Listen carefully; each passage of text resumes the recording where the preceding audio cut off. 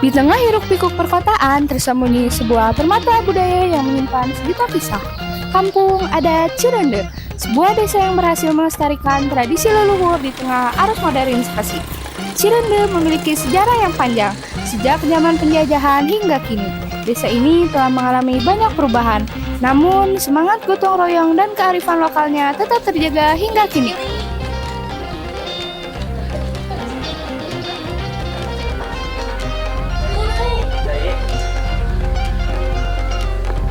Di sini banyak alat musik dan tarian tradisional. Contohnya angklung buncis dan tari ancak. Alat musik di sini seperti mengajakku untuk memainkannya.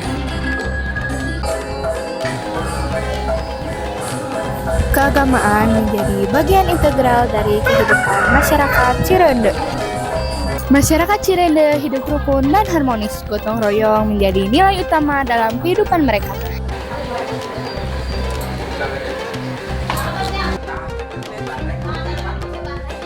Di dapur-dapur rumah tradisional, para ibu sedang sibuk menyiapkan hidangan istimewa.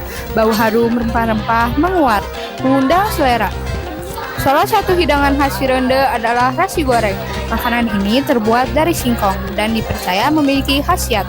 Selain lezat, makanan ini juga memiliki makna filosofis yang mendalam. Kampung Adat Cirende adalah bukti nyata bahwa tradisi dan modernitas dapat berjalan secara bersamaan.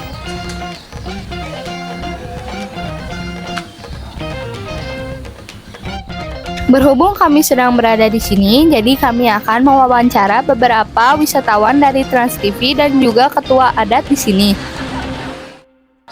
Apa yang menurut Akang menarik di Kampung Adat Cirende ini dan bagaimana potensi di bidang pariwisatanya? Menurut saya yang menarik di sini itu adalah warisan budayanya ya, dari angklungnya, kemudian dari tradisinya ya. Salah satunya mungkin hutan larangan yang bikin kita penasaran. Makanannya apalagi rasi itu, yang dari singkong ya kalau salah, nasi goreng itu luar biasa banget. Jadi kulinernya, wisata budayanya pasti kental banget di sini. Itu sih yang bikin keren. Menurut Teteh, apa yang bisa dilakukan untuk melestarikan kebudayaan di Kampung Adat Cirende ini? Kalau menurut saya ya, untuk melestarikan Kampung Adat Cirende itu mungkin lebih banyak diinformasikan ke masyarakat yang lain atau ke yang belum mengetahuinya gitu.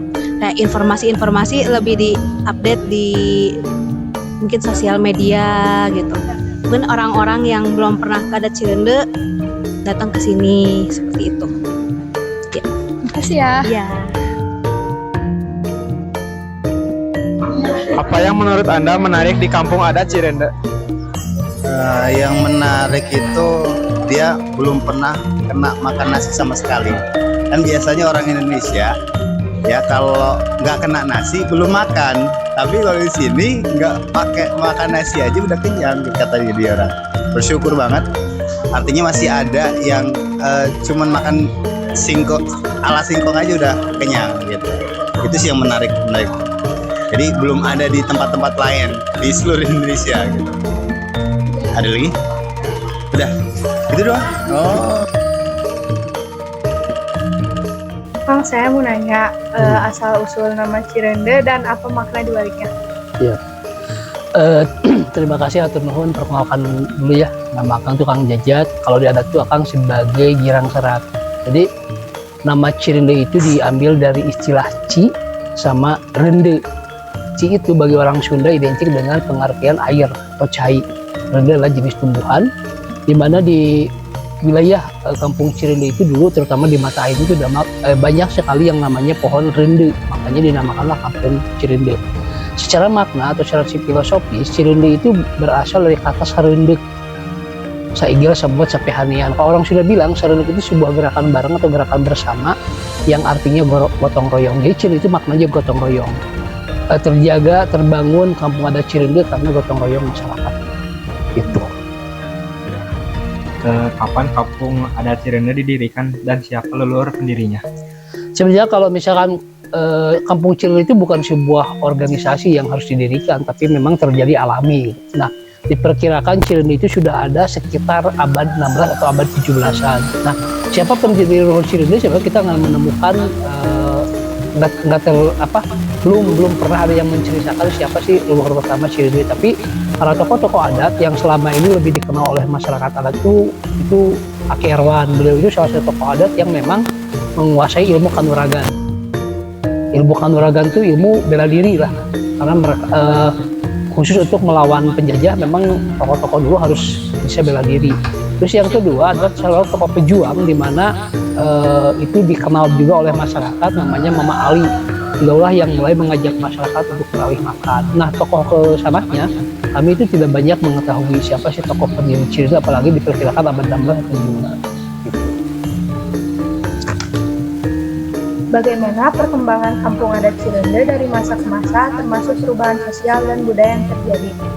Perubahannya memang cukup signifikan, terutama setelah reformasi. Dulu kami itu memang tertutup, masyarakatnya tertutup, tidak terlalu berkomunikasi dengan masyarakat luar. Tapi setelah reformasi kami mulai berani lagi memperlihatkan sebagai anak bangsa, sebagai masyarakat adat. Kemudian dari upacara adat itu terus dipertunjukkan kepada masyarakat luar, dan kami mau mengakui bahwa kami adalah bagian dari masyarakat adat penganut ajaran Sunda Wiwitan. Nah, perkembangan selanjutnya hari ini memang Cirende udah mulai ramai dikenal, dikunjungi banyak orang, terutama di 2019 kami membuka wisata edukasi, didorong oleh pemerintah Kota Cimahi, didorong oleh para dari berbagai universitas, terutama universitas yang berhubungan dengan kegiatan wisata. Akhirnya kami membuka diri lebih lebar lagi untuk banyak orang mengetahui, tetapi ada manfaat ke mereka, yaitu tentang edukasi pangan.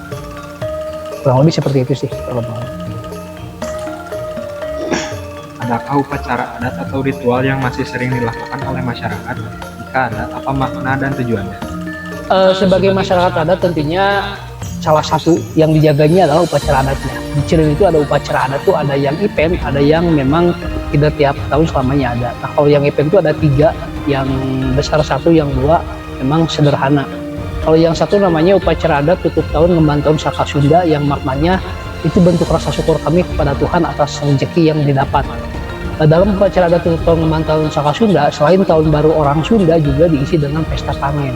Pesta kemeriahan panen, di mana berharap tahun depan panennya akan lebih banyak atau melimpah. Terus yang kedua ada upacara namanya ngalokat barang pusaka, itu pembersihan barang-barang pusaka peninggalan leluhur.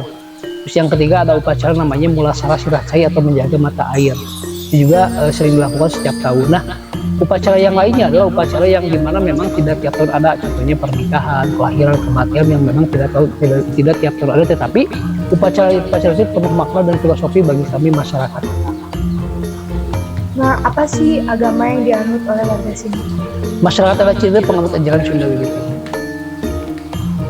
Bagaimana nilai-nilai luhur seperti gotong royong dan musyawarah mufakat diterapkan dalam kehidupan sehari-hari? Nah, sebagai orang Sunda itu ada istilah ada hukecap, keren hukecap. Setiap permasalahan, setiap perencanaan itu harus dimusyawarahkan. Jadi kegiatan gotong royong, musyawarah dalam memutuskan berbagai permasalahan yang ada di kampung itu semua masih berjalan dengan baik. Apalagi di Cirende ada sendiri, kami itu ada kegiatan yang rutin dilakukan sama anak-anak mudanya, terutama anak sekolah. Itu setiap seminggu sekali, setiap hari Senin. Dan untuk masyarakat secara menyeluruh itu dilaksanakan setiap malam Jumat Kliwon. Nah, itu kesempatan kami bagaimana kami mendiskusikan kondisi dan keadaan kampung.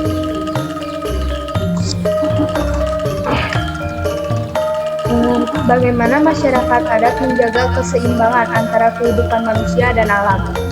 Sebagai masyarakat adat tentunya hal yang harus diperhatikan adalah bagaimana menjaga keseimbangan alam, karena kami itu dikenalkan dengan istilah Tritangtu. Ada 3 ketentuan, yaitu Gusti Nu Asih, alam nu ngasah, manusia nu ngasuh. Karena welas asihnya Gusti Tuhan Sang Pencipta, alam dan manusia diciptakan, itu Gusti Nu Asih. Alam nu ngasah, manusia itu belajar itu dari alam, dari semesta. Banyak sekali pelajaran yang dari alam yang kita dapat. Dalam sebuah babasan menyatakan seperti ini, amun leuweungna hejo, masyarakatnya ngejo. Jadi kalau hutannya hijau, masyarakatnya tidak akan kurang sandang pangan. Tetapi kalau leuweungnya atau hutannya rusak, cairna beak, masyarakatnya balangsap. Ketika hutannya kita rusak, itu akan berpengaruh terhadap habisnya air atau sumber air dan berdampak terhadap kesengsaraan masyarakat. Makanya itu adalah alam mengasah dan terakhir manusia mengasuh. Nah, ada tugas dan kewajiban kami sebagai manusia untuk menjaga atau mengasah alam biar yang tadi disebutkan kalau melewengah hijau rakyat yang itu terjadi terlaksana. Nah, sampai hari ini masyarakat adat Cirende masih menjaga sebuah tradisi bagaimana kami menghargai hutan sebagai bentuk penjagaan. Kita ini masuk hutan dilarang pakai alas kaki. Biar kita ini membumi atau merapat dengan semesta, karena semesta atau hutan itu buat kami adalah ibu atau indung kami, ibu yang menyediakan sumber kehidupan buat manusia. Dari air, oksigen dan sebagainya itu sangat penting sekali karena kita sadar ya hanya semesta ada ini bagaimana tergantung manusia menjaganya. Kesadaran yang dibangun itu dimulai dari adanya air, oksigen dan sebagainya. Karena mungkin kalian juga lebih tahu bahwa hanya pohonlah yang bisa merubah karbon dioksida menjadi oksigen. Makanya alam itu penting untuk dijaga.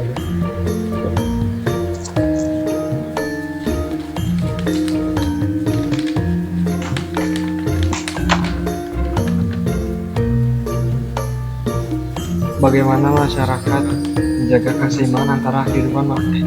Udah. Apa saja tantangan terbesar yang dihadapi kampung adat Cirende saat ini? Tantangan yang paling terbesar untuk masyarakat adat Cirende adalah kemajuan zaman, meskipun kami tidak bisa menghindari itu, terutama generasi hari ini, generasi yang tidak bisa dipisahkan dengan gadgetnya, dan dipisahkan dengan media sosial hari ini, juga tantangan yang cukup besar. Terus yang kedua, tantangan yang paling besar adalah bagaimana ketidakberpihakan pemerintah.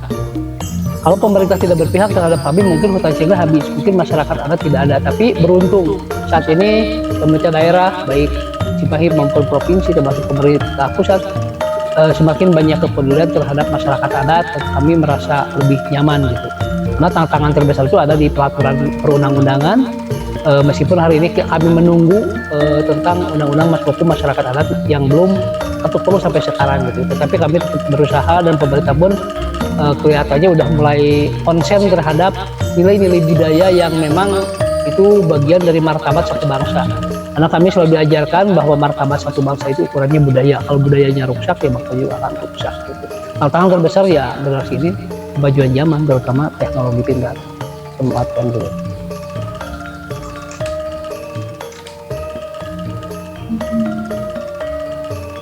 Bagaimana upaya masyarakat adat dalam melestarikan budaya dan tradisi? Upaya-upaya yang kita lakukan adalah bagaimana kita mampu membangun kesadaran generasi selanjutnya. Kalau orang Sunda bilang, sahasi orang teh, gitu, siapa kuring gitu. Ketika terbangun kesadaran bahwa kita ini lahir jadi orang Sunda, jadi bangsa Indonesia, itu memang bukan keinginan kita. Tapi itu kodrati dari Sang Pencipta atau dari Tuhan atau hukum pasti. Kita lahir jadi satu bangsa, jadi manusia, hal yang tidak bisa ditolak. Ketika kesadarannya terbangun bahwa saya ini sebagai orang Sunda, bahwa ini sebagai bangsa Indonesia, wajib hukumnya untuk menjaga nilai-nilai budaya, karena kami diajarkan tentang identitas yang namanya cara ciri bangsa. Cara ciri bangsa itu ada 5. Yang pertama rupa, yang kedua bahasa, yang ketiga aksara, yang keempat adat, yang kelima kebudayaan. Itu merupakan hukum pasti. Aturan-aturan tersebut memang harus kita jaga dengan baik. Nah, upaya-upaya itu terus kita dorong, terutama kepada generasi muda, dimulai dari keluarga. Keluarga mulai udah mengingatkan, keluarga mulai udah menjelaskan tentang apa tugas kamu lahir di dunia ini, gitu. Terutama dalam menjaga tradisi warisan leluhur.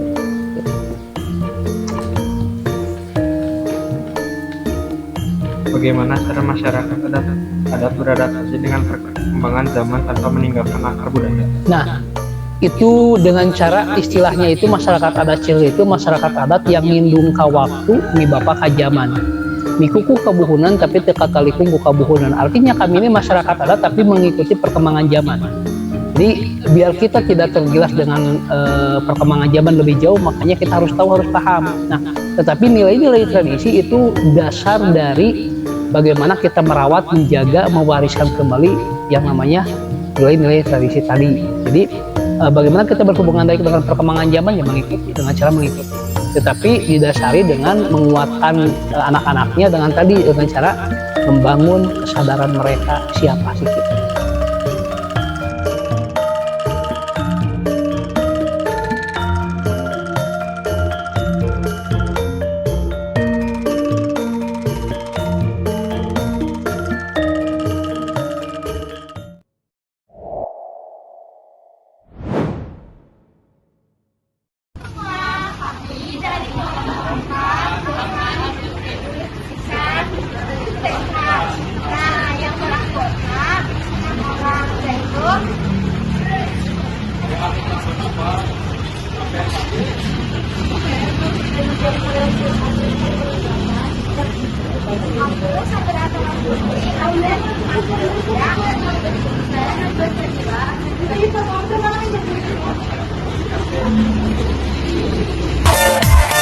Enggak mau pulang, maunya bergoyang sama mama muda. Mama muda.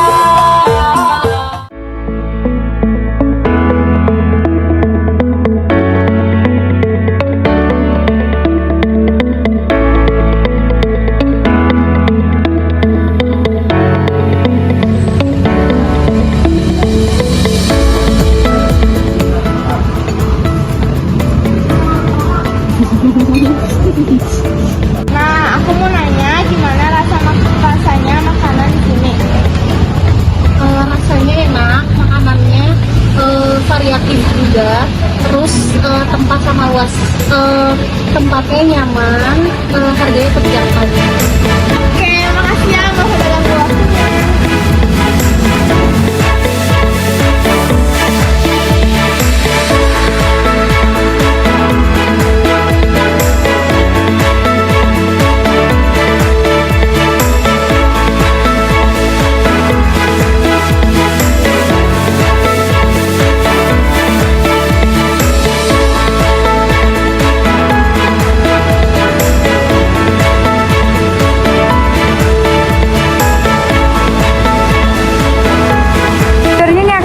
Panjang air mengalir di kolam ikan. Video kita memang panjang, walau panjang tapi menyenangkan. Ayo semua, dadah!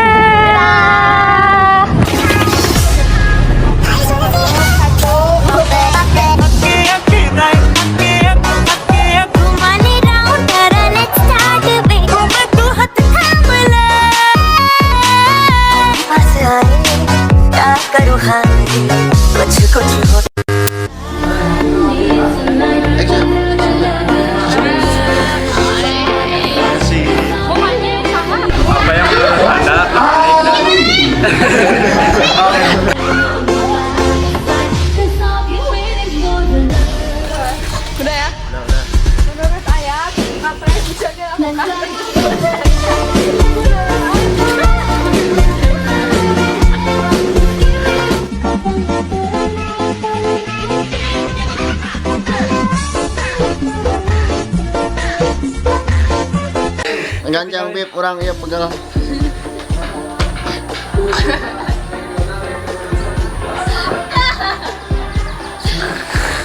Kameranya geser.